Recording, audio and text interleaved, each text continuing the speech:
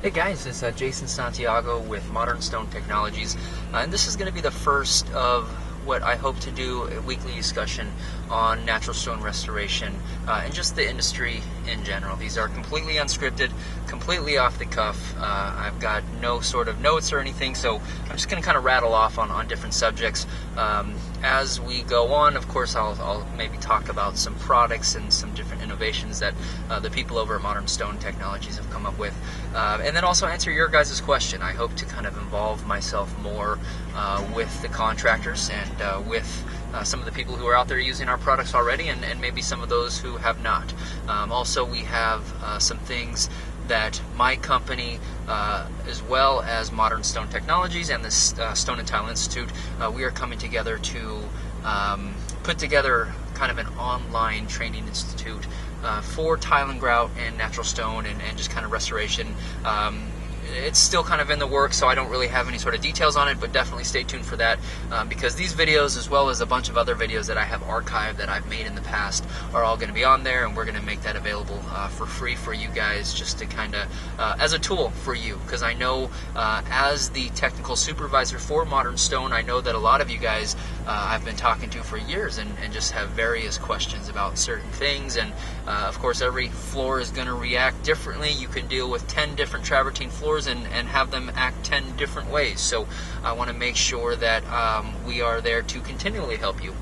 And as many of you know, I try to make myself available as much as possible for you guys. So for this one, it's just going to be kind of an introductory video. Again, my name is Jason Santiago. Most of you guys already know me. Most of us we have already had quite a bit of communication with each other. And these videos, of course, are going to be put on Facebook. I'm going to try to do them every Monday, and then also they will be put on the YouTube channel that is still in the works as well. So always we'll have these discussions and these talks for you guys available.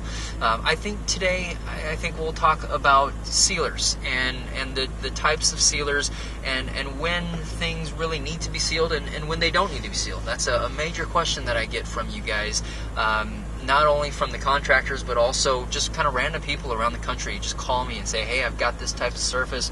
What should I use to seal it? Do I need to seal it? Water-based or solvent-based? Enhancer, no enhancer? So just kind of briefly run down what types of sealers we have, and I'm not going to go over products. I'm going to be very kind of general and more broad of this discussion, but I guess we'll start off with what never needs to be sealed, and that's really just porcelain or ceramic tile. Porcelain or ceramic tile doesn't ever need to be sealed. It is a non-porous, although newer tiles have a much finer texture, which can sometimes give them the appearance of being absorbent, or you know, they get dirty much easier. Ceramic and porcelain tiles these days are designed to look more like wood and like natural stone, and so with that comes different textures, and they hold on to dirt more, and they appear to be, you know, quote unquote stained or dirty. But I would never still recommend putting a sealer of any kind on top of a porcelain or ceramic tile, because what's going to happen is the polymer that is used in these types of products essentially is going to sit on the surface of that porcelain or ceramic tile, and what's going to happen is those are actually going to act more like a magnet to dirt, and so you could actually kind of work against yourself by trying to put a type of sealer on these surfaces, and of course, because they really have nothing to bond into or really to penetrate into, they're going to wear off, and that can sometimes cause kind of a funky look that you don't want to do for your customers, because what's going to happen is they're going to have an issue, and they're going to call you back and say, hey, you know, you put the sealer on my floor 6 months ago, and now all of a sudden it's kind of tacky, or it seems to be attracting dirt, or it just kind of looks weird in the wear areas, and you're going to have to go back there and you're going to have to strip all of that junk and essentially do it for free. So porcelain or ceramic tile does not need to be sealed. So another question I get a lot is, well, you know, I've got granite, or I've got this polished marble, or this polished travertine, you know, do I have to seal it? And the answer to that is sometimes. Okay, and that is a big step from always. You know, there's always been kind of a theory out there that anything that is natural stone, anything that is technically porous, needs to be sealed no matter what. And the reality is that on these very dense surfaces, like the polished granites, a lot of polished marbles, even polished travertines, even though travertine is, you know, on the softer side, and when I say softer, I just kind of mean the more absorbent side. When you polish these surfaces, we're actually changing the crystalline structure and pulling these crystals together, making the stone less absorbent. So there are a lot of times where I've been called out to look at a granite countertop or even a marble countertop, and they want me to seal it. And 9 out of 10 times, especially when I'm dealing with granite, those surfaces do not need to be sealed. And I've got a little test, and I will tell my contractors to do this test. I will tell homeowners who want to know if their surfaces need to be sealed to do this test. But I will actually take a paper towel, I'll fold it into quarters, you know, make a little square. I'll get it wet, and I'll just set it on the countertop, and I'll let it sit there for, let's say, 15, 20 minutes. After 15 or plus minutes, I'll take up the paper towel, and if the water is penetrating into the granite or into that surface, there's going to be a little dark square there. Okay, you know, just like when you put water on your sidewalk, how it darkens. Well, you're going to have a little darkened square there where the water was able to absorb into it. And if you pull that up and there is no color change at all, that's a perfect indication that that does not need to be sealed. And sealing it would pretty much, you know, waste your time and unnecessarily take your customers' money when maybe they want to spend that money somewhere else with you, like restoration on their travertine floors or color seal or, you know, whatever. So so not all natural stone needs to be sealed, and most, I would say, polished granites, most polished marbles, those typically don't need to be sealed.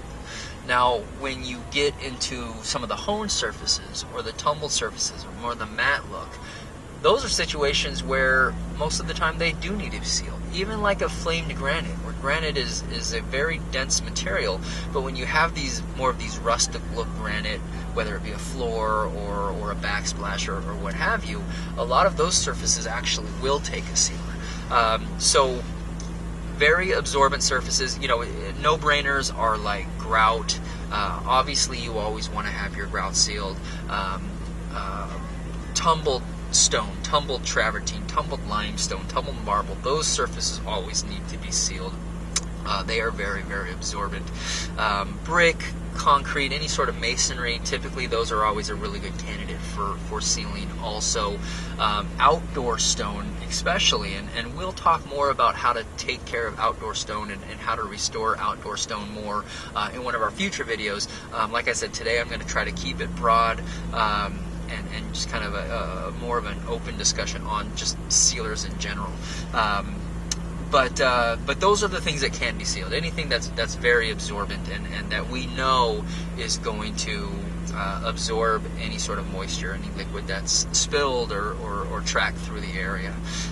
So then the next question is always, okay, well, you've got solvent-based sealers and you've got water-based sealers, you know. And for a while, the whole thought was, well, solvent must be better because solvents are more expensive, therefore they must work better. And I can tell you that with our top-of-the-line solvent-based sealer and our top-of-the-line water-based sealer, which is the TechSeal and the MaxGuard, both of those sealers use the exact same polymer to actually seal the surface. So they use a fluoropolymer to seal the surface. The only difference between a water-based and a solvent-based sealer is what is actually pulling that sealer down into the stone. You have the water molecule, and then you have the solvent molecule. The water molecule, being much bigger in comparison, is best used for those very absorbent surfaces that we talked about, like your grouts and your brick and your masonry.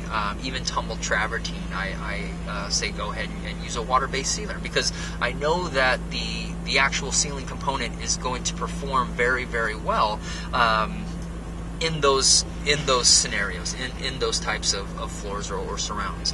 Solvent-based, on the other Let's say you have a polished travertine that is absorbing water, or you have a flamed granite, or you have a honed marble, or even a lot of polished marbles that still will absorb moisture and liquids.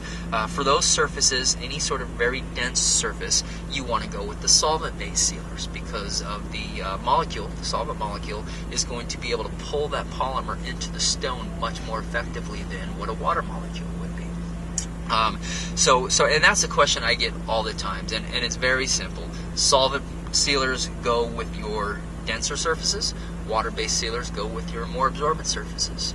And then, of course, we have the enhancers. The enhancers, at least in our line, or in the Modern Stone line, uses the same component to seal as the MaxGuard and the TechSeal, so it's using that same polymer. The difference is the enhancer will enhance the stone or darken the stone, bring out some of the colors. One thing that the enhancers will not do, that I actually get a ton of people using this product to do, is provide a gloss. These enhancers are not designed to provide a gloss, and I get a ton of calls from guys saying, "Oh, I used your guys' revealant seal and I put it on there, and when I left, it was beautiful. It was enhanced and it was glossy, but now the customer's calling me back 4 days later, and the floor is still tacky. Like, what's going on? Why is this product not drying?" Well, the product, again, is not designed to leave it glossy. So if you're putting down the revealant seal and you're going through all the steps and removing the excess material off after 25-30 minutes or so, and you're still seeing that level of gloss, that is your indication that there is still polymer on top of that stone that needs to be buffed off. So when you leave the job, you need to make sure that the stone looks and feels the way you want it to look and feel 3 or 4 hours down the road, because whatever's on the top, whatever shiny stuff you see there, is not just going to evaporate. It's not going to go away. So, but we'll talk obviously much more in detail about how to seal a floor and things like that. Those types of videos are what we're going to feature on the training website that is in development. So you guys will have no questions about that. But really, that's it. Like I said, a quick introduction, a quick discussion on different types of sealers. Please leave me any sort of questions in the comments. I try to be super responsive to you guys, and I will make sure to answer those. It will not only be good for you, but it will be good for anybody who's kind of following along and watching the video to kind of see, if maybe they have the same questions as you, and to get the answers from me. And look forward to these videos every Monday. We're going to do this every single Monday. They will be on our Facebook page as well on our YouTube channel once that gets rolling, and definitely stay tuned for how to get into that training website that I'm developing, and just more from Modern Stone and the Stone and Tile Institute, and as much as that I can do for you on my side. So alright guys, take care. I hope this video wasn't too long and boring, and we will definitely be touch base again soon. Alright.